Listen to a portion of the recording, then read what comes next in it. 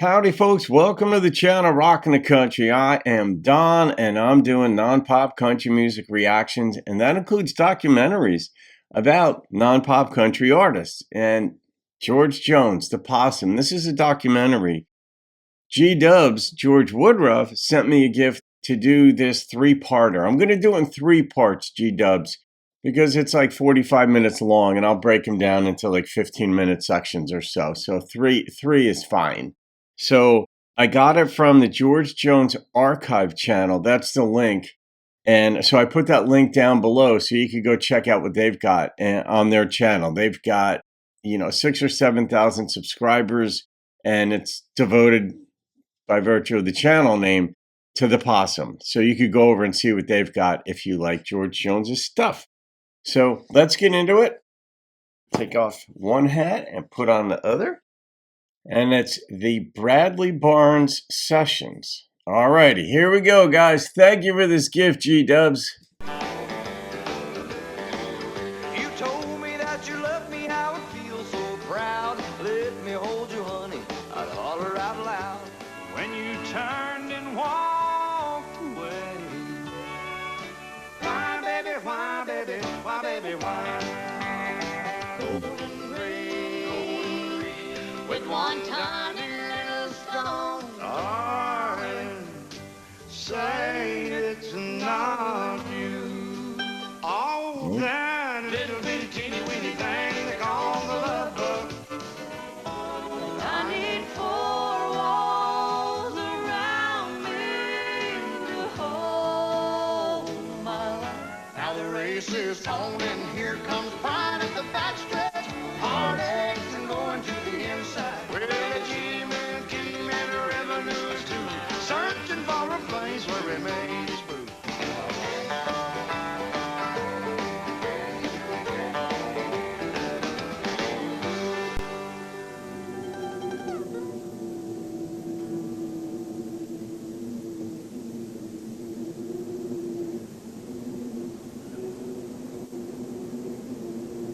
Back when we had all this ice and snow, and boy, we were driving all the way out to Mount Juliet, which is, 20 miles or so?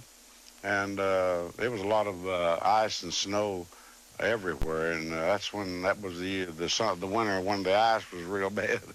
I got up one morning and I thought, surely they're not going to be out there today. They were there. George was there early, as always. I drove out and pulled up in front of Bradley's barn, and every vehicle had ice hanging down. It was like it was a frozen scene, When you walk inside the studio, it was like nice, warm, fuzzy living room and all these great musicians. But it was pretty wild that these people, most people would have canceled the sessions, but nobody wanted to miss this, So it was magic.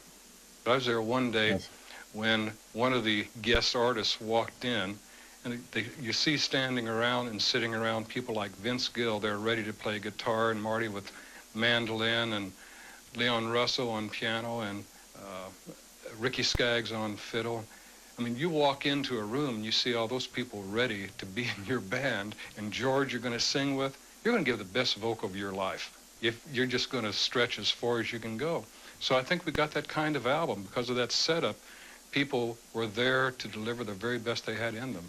I think we captured it. I was in at MCA Records and walked into Tony Brown's office, and we got to talking about it, and he said he had this idea that like an unplugged type album to do in country. It had never been done that way in country, and he thought it would be a fantastic idea. Well,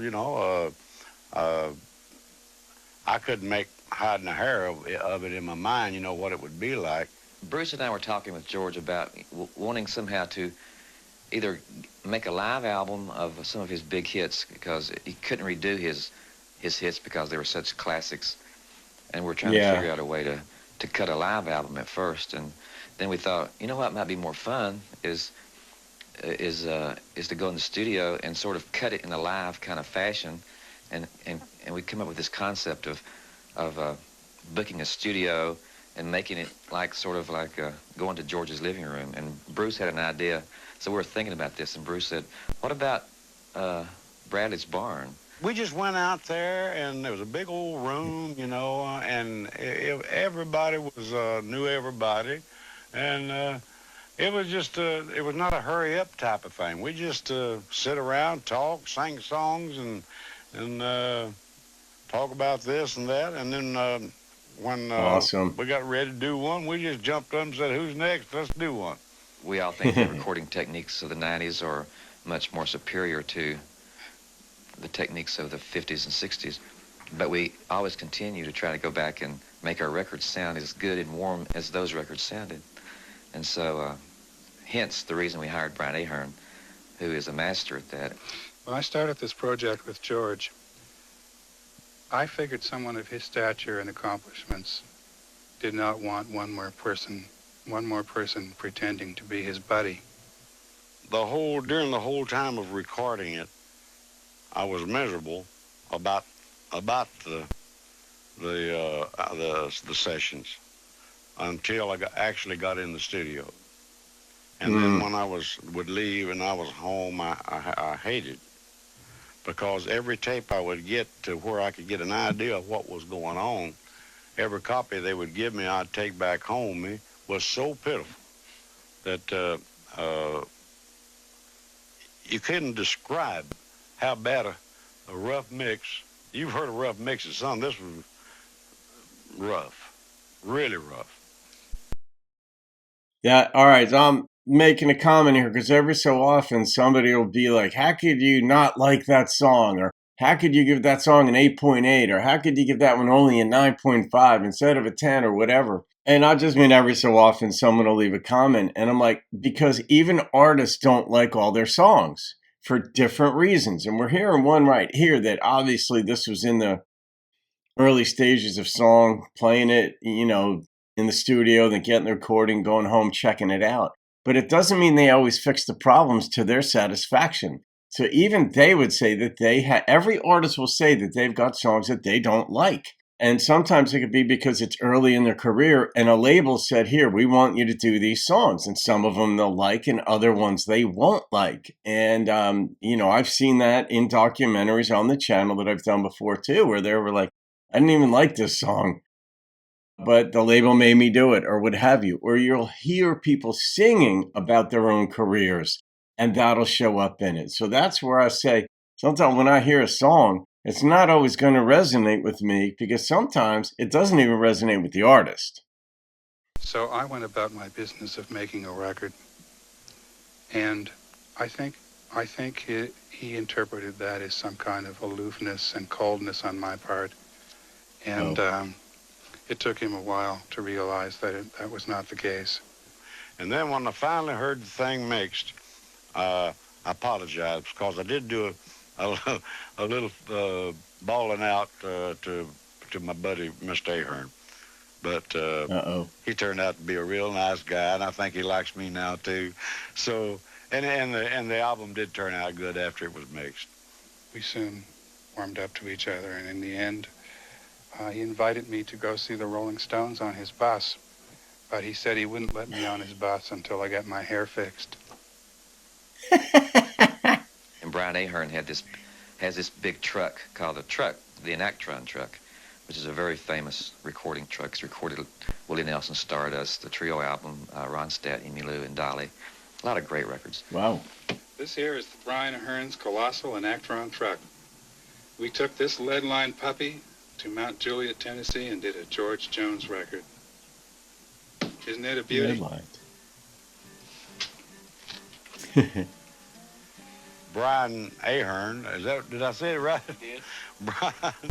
Brian, the producer, he's gonna kill me. I can't even remember mention or pronounce his name right.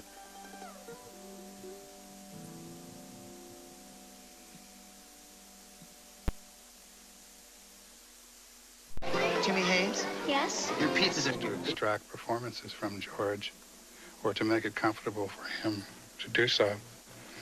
And when I spoke to each of the artists who came in to take part, I asked them to make it their business to stimulate George and have him perform well. Mainly we had to stick with people that could pick two, you know. because we wanted them on the session picking and singing. And like lead guitar, which Vince Gill did, and also sung with me on Love Bug.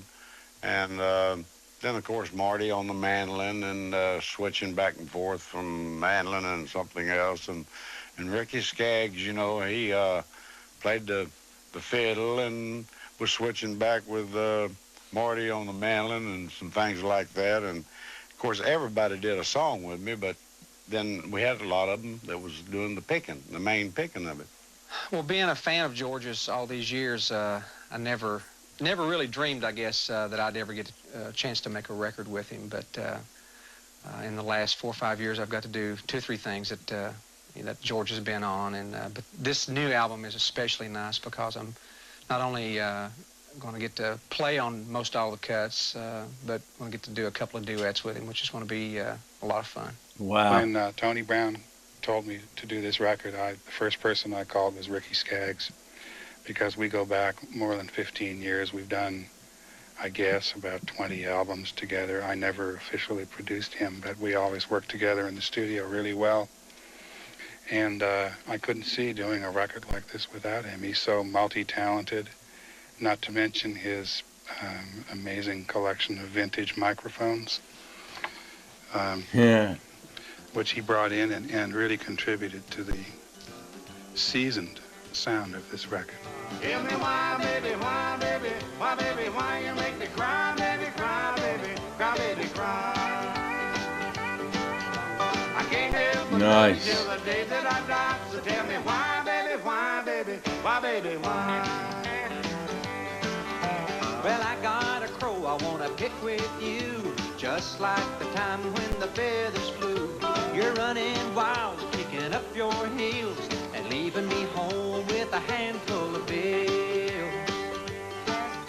When Brian Ahern and Tony Brown asked me to do this record and asked me to pick out a couple of songs to do, I just knew that Why Baby Why would be one of the first ones that someone would want to sing, so I never even put in for that one. And Brian called me one day and he said, how about that song, Why Baby Why? That would be a nice up-tempo tune. And I couldn't believe that I got that one. So I was a happy camper when I found out I got to do that one.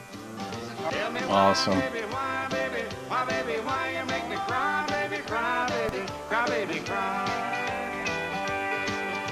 I can't live without you till the day that I die. So tell me why, baby, why, baby, why, baby, why.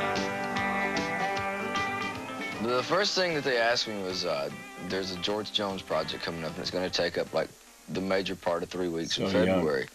And then my first thought was, great, it's a great reason to stay off the road. And the second thing was, it sounds like a wonderful historical project. And they told me who else was on the project, just in the band alone was great. Then I heard about who all the guest stars were, and I thought, this is a project that I just did not want to miss. I did not want to miss this. When it came time to do this George Jones album, the first call I made, of course, was to Ricky Skaggs, and the second call was to Marty Stewart, because I knew if I had those 2 guys, I'd have myself a great band. And that's how Marty became involved in this project. George Jones, you know, I think any country boy's dream that's a country singer probably wants to stand up to the mic beside a George Jones. It's a dream come true. We recorded a song called One Woman Man. And a challenge. At Bradley's Barn. And we were very happy with it, as was George, Marty, and I. But Marty felt it needed something funky, non-electric. I think he thought it was too electrified. He had played Telecaster in the studio. So he came into the truck here and we talked about it, and we decided to try a slide guitar, and he didn't have one with him and I didn't own one. So I pulled out this old Epiphone and we jammed a pencil under the strings to raise them up so that it would effectively function as a slide guitar that he could play with a bar. And we overdubbed it on the song One Woman Man. And before we rolled the tape, Marty, who's a very inspired fellow, decided to kick open the door of the truck we're sitting in. There's a studio back there where the musicians sit and play. he decided to kick open the door so he could get some moonlight. And the bullfrogs were enjoying themselves in my pool. So we have some bullfrogs here, and I'll play some of that.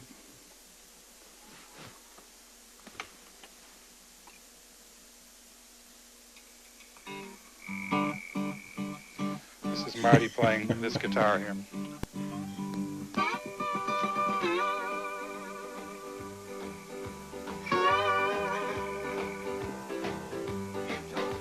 I can solo it up and you'll hear just the bullfrogs.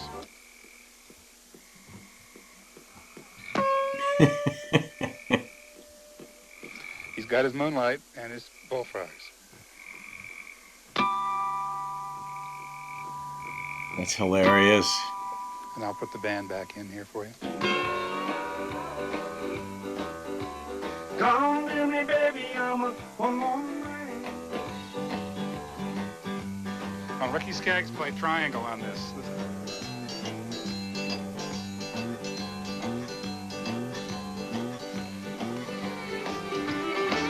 Gotta have a good sense of rhythm to do that. If it reached up to the sky to prove that I love you, I'd jump off and fly. I'd even swim the ocean from shore to shore to prove that I love you a little bit more. Won't you let me, baby, just to kind of hang around? I'll always love you, honey. I'll never let you down. Hey, I'll never love another, even if I can. Come to me, baby, I'm a one-woman man.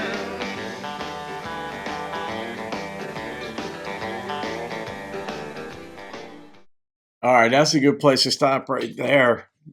See, I love this stuff, and this is why also every so often somebody will leave a comment like, don't overthink the song, or don't analyze, why do you analyze it, or whatever. And I'm like, well, one, it's a reaction channel. That basically by definition means analyzing it, assessing it, giving my thoughts on it. But there's so much that goes into making a song, and that's what I'm hearing, and that's what I'm looking to understand. That's what I'm looking to reveal. That's what I'm looking to open conversation up about, because a lot of you folks out there are musicians.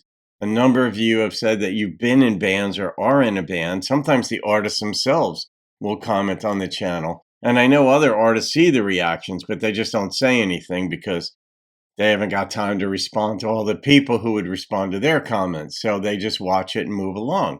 They're busy people. But there is so much that goes into making a song. And here it is. It's right there. So G-Dubs, good find on this one. I'm loving this. Absolutely loving it. I'm getting ideas. And because when I'm down there in Nashville, I live in the world of ideas and then I execute them or try to. So when I get down there, would love to sit down with label heads to see what they're doing. Love to sit down with producers. Love to sit down with mixers, just to get their take on how things work, so we can all understand music better. But why we like traditional way better than the pop country? Some of those answers are obvious, but others are not as obvious. So I'm not necessarily planning on molecularizing how songs are done, but I'm not exactly opposed to it for my own edification. So G-Dubs, thank you for this again, my friend. All right, guys, part 2 coming up tomorrow. Have a great day. See you on another video and keep rocking the country. You couldn't describe how bad a rough mix. You've heard of rough mixes. Son, this was rough, really rough.